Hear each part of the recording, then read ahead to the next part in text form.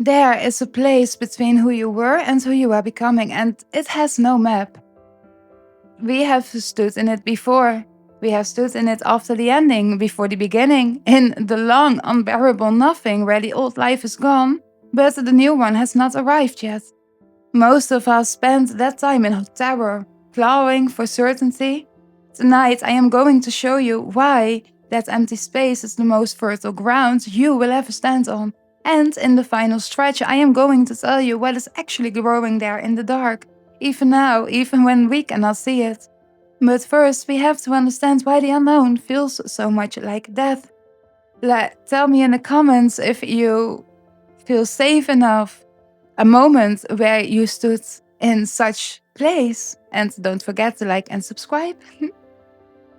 This is for those of us standing in the in-between, the ones who have left something behind but cannot yet see what comes next. The ended relationship, the lost identity, the career that fell away, the faith that no longer fits. This is for the ones who cannot tolerate not knowing, who refresh the page 100 times waiting for an answer that will not come on demand.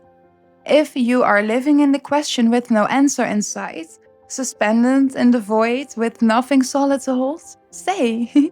This space has more to teach you than any certainty ever could.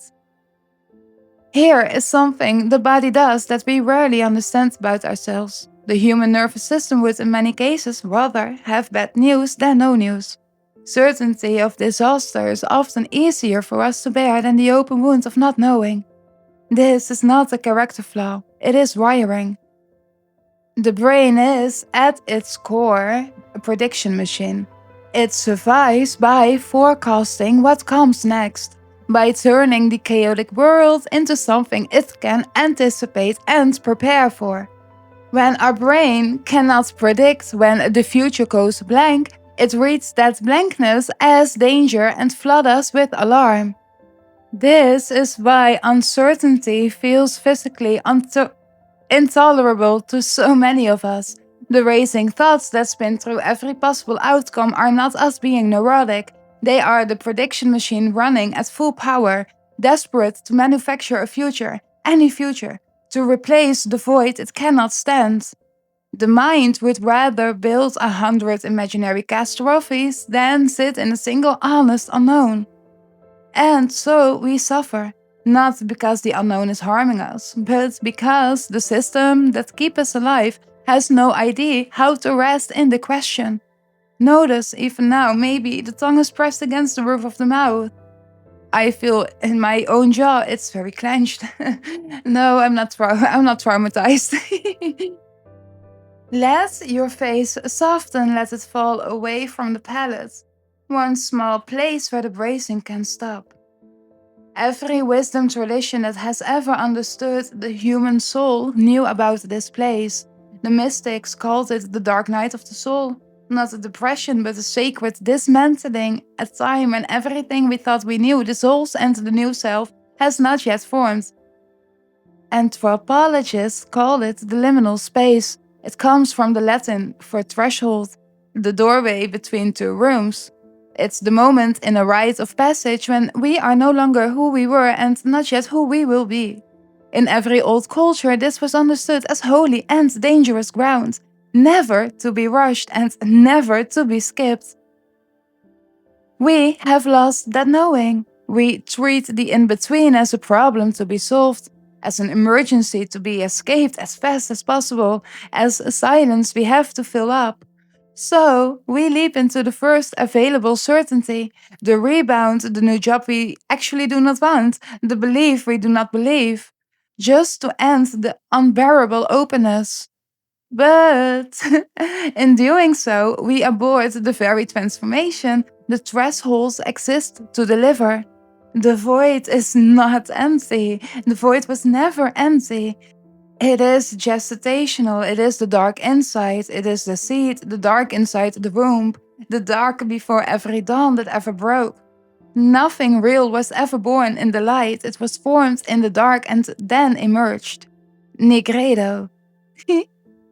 The discomfort we feel in the unknown is the same force that runs through everything that grows. Watch the natural world and you will see it has no fear of the threshold at all. The tree does not panic when the leaves fall and the branches go bare. It trusts the long dark of winter to do its hidden work. The moon does not resist its own disappearance, it surrenders to the dark of the new moon. The empty face, knowing the light returns by its nature, the seed does not demand to know what it will become before it allows itself to crack open in the dark soil. We are the only creatures who treat our own becoming as an emergency. And perhaps that is the deepest fear of the unknown. Not the future itself, but the loss of control, the surrender of the illusion that we were ever steering at all.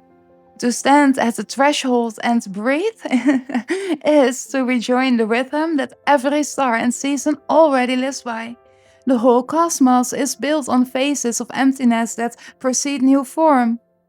Honey, your void is not a malfunction in the order of things. It is you, finally, in step with the order of things.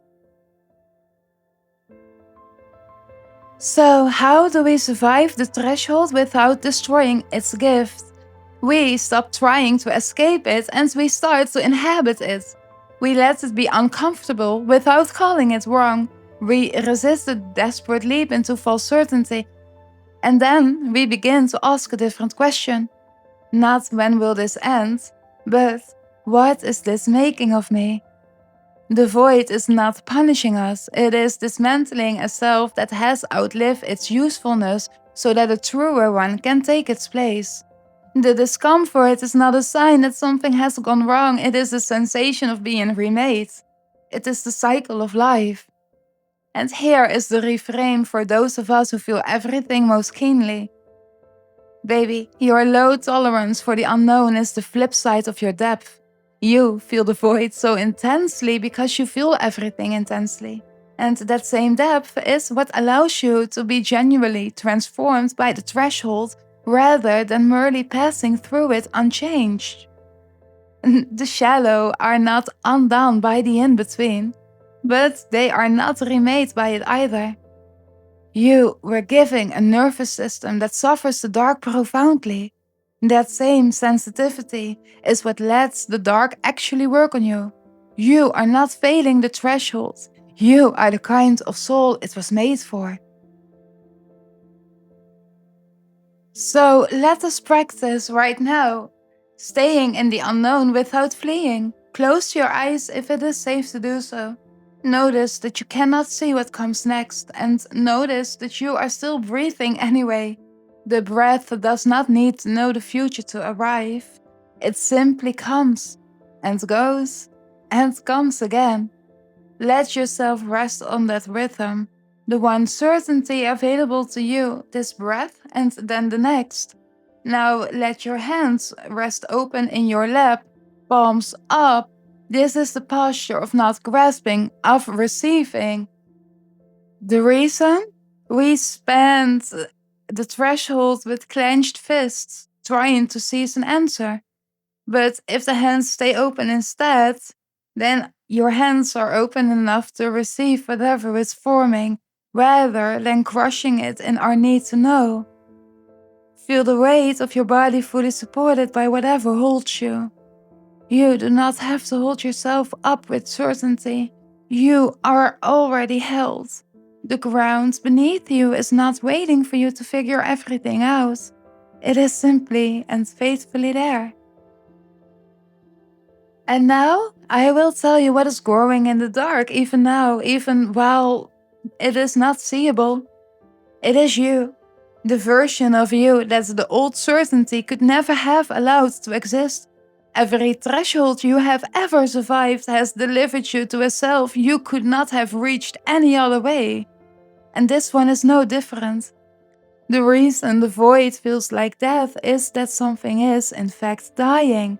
The smaller self, the outgrown identity, the life that no longer fits, the trauma that taught us how to be silent. But death and the threshold are not the same thing. The threshold is what death looks like from the inside of something being born. You are not lost in the in-between. You are being formed there, in the dark, the way every real thing is formed before it ever sees light. Do not rush the dawn. The seed of who you are becoming is already cracking open in the soil. All it asks of you is that you stay in the dark long enough to let it grow. Thank you so very much for listening. As always, please like and subscribe if you support my content. It really helps me out with the algorithm. I love you all so very much. Stay safe, stay unharmed, and remember frequency's power. Bye!